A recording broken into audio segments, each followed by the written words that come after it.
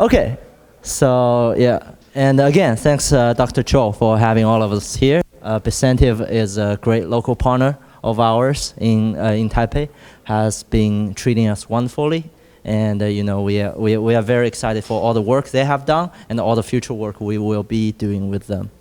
And I'm gonna talk about new frontiers in trading, and hope you enjoy this. Now, first, let's look at the trading industry. I always start with almost all my presentations at this slide because it's a mark at my own past. I was a hedge fund manager. I was a traditional, boring macro hedge fund manager, right? And the hedge fund industry, the whole asset management industry, actually, if you look at it, right, it has grown a lot in recent years and continue to grow thanks to all the central banks continue to print money. And it's estimated to grow to 100 trillion by 2020. Now, however, the problem is you have a large growth of the industry, but you have most people, most investors are not happy with the returns from the hedge fund industries. And even worse, you have all these strategies that are highly correlated. You have pretty much everyone, you put one category, you have 10 fund managers, they have more or less the same strategies, they have the same positions a lot of times, and they crowd each other out. They buy together, they sell together, when there's a downturn, they crash together. It's not nice. At the same time, if you look at this part of the slide, right, you see this interesting, tiny, tiny little box on top. What is it? Niche strategy. What are niche strategies? These are the unexplored territories. These are interesting strategies that not many have looked at. They're small because they're new and not many people understand them. And you can often find higher alpha, higher returns, higher Sharpe ratio in these little niche areas. Now, what are these niche strategies? First, why we are here? We are here to hear about cryptocurrencies, right? Crypto, and in the larger extent, blockchain technology has really shifted a lot of things. Especially, I think what it does, it has redesigned how we look at trust. In very early societies, right, before technology arrives, trust is a very local thing. You trust your parents, at least I hope you do. You trust your neighbors, you trust your friends, you don't trust the guy who traveled from the next town because information at the time was difficult to be transported, right? Now, as societies become modernized, technologies arrive, blah, blah, blah, people start to trust institutions. You trust your bank, right? You put your money there. You hope they don't run away. You think they won't run away, right? You trust your governments. I mean, actually not really. Nowadays people don't, but usually, if people used to, and you trust these institutions. What blockchain does is even further decentralize or make trust distributed. Now you can trust strangers. Actually, it started with the internet. You trust the stranger who is in some God knows where country talking to you through the internet, through the web. And with blockchain, this trust become more transparent and more distributed. Now, this brings shift to the financial world as well, because now you have assets that are tradable and programmable. You have different kinds of money, crypto money, Bitcoin, Monero, Zcash, etc. You have smart contracts like Ethereum. You have other infrastructures, web infrastructures, dApps. These are assets you can trade, you can program, and they bring new things. And now remember, go back to the earlier slide. New things, new niche strategies. These are where you can find higher and less crowded alpha. Now, let's look at what this brings to the trading space. Now, first in the financial system, right? We start with the top left corner, right? You have, the very traditional institutions, financial institutions. You have the exchanges, security exchanges, derivative exchanges, banks, central banks, the Fed, governments. Again, people nowadays trust less and less. Now, with the arrival of crypto, right, you start to have these similar institutions, but in the crypto blockchain space, right? You have derivative exchanges, BitMEX, and Sam is trying to build with Sam, FTX, right? And all these, you have security token platforms like Harbor, all these. But really, if you look at these, they still resemble the old institutions. I mean, they are crypto native, but they are not crypto native enough in a way that if we really go to the truly decentralized space, then even these institutions can exist on the blockchain. Now, Binance has done an amazing job because they are moving towards that direction. They're going to launch their DEX, right? They're going to launch a lot of decentralized structures. They're going to support the whole DeFi, decentralized finance ecosystem.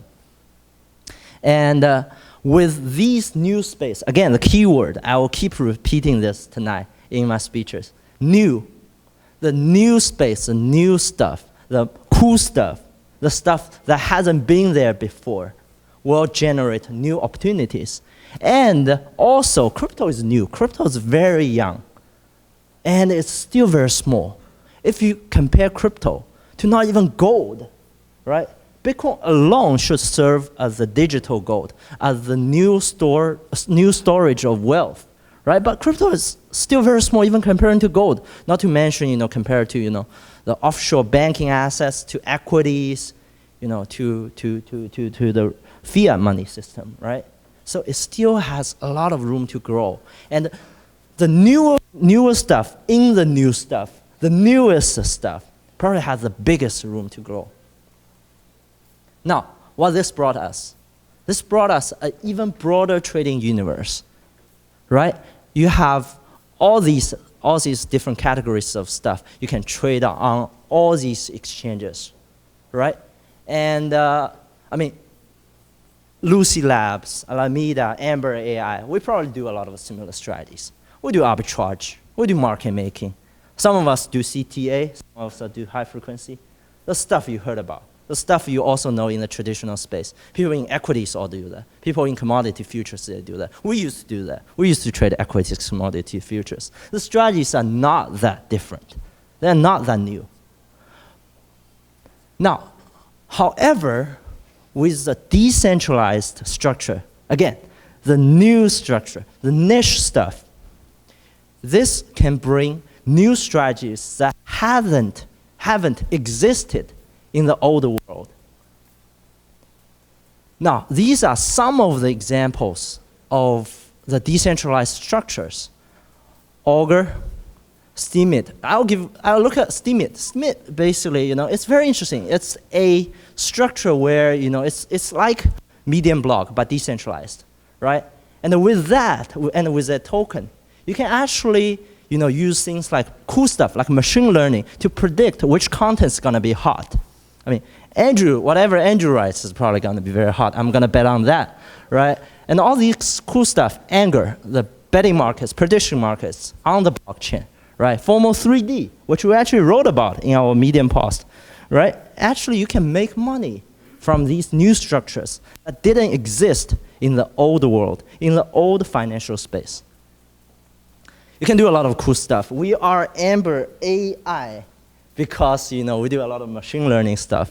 We used to do a lot of machine learning stuff. We apply, neural networks, deep learning, when we traded equities and commodities. We use them to trade crypto. We're gonna use them to do data analysis because in the end of the day, all these new structures, what they offer is a huge amount of new data, a huge amount of unstructured data. If you have the skill set, if you understand how to structure these data better than anyone else, how to analyze these data better than anyone else, you can make returns other people cannot even achieve, other people do not even have access to. This is exciting, isn't it? Now, this really gives us an extended trading universe. Now, besides trading on centralized exchanges, trading on OTC platforms, you can start trading on these decentralized structures. And they offer very unique arbitrage opportunities. You can, for example, right? A lot of what we do between, I'll probably ruin this for a lot of my peer quant guys, right? A lot of guys, when they tell you they do statistical arbitrage, they do two things. They arbitrage the different spot prices on different exchanges, or they do basis trading. They trade the future against spot, they trade the future against future, they trade perpetual swap against future. And basis trading is essentially interest rate arbitrage. It's nothing new. It's same as FX forwards, it's same as commodity curves, stuff you ask the guy who works at Morgan Stanley or Goldman, and he can tell you about it, even though he had never touched anything in crypto in his life. Now, you can do interest rate arbitrage on these decentralized platforms. This kind of stuff, the guy at Morgan Stanley, the guy at Goldman, I was that guy, before. I would never be able to understand this kind of stuff because purely crypto native. We wrote about this again, so I'm not going to go into details. If you want to learn how to make money from arbitraging the different interest rates on different decentralized structures, go to our Medium blog, okay, and read about it.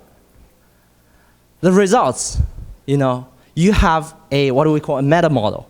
You can still do market making, arbitrages. These are going to still be the majority of the returns for the quant funds, even in this space for now. And the reason, we're not saints. We're quant funds to make money. We're trading shops. We service our clients, right?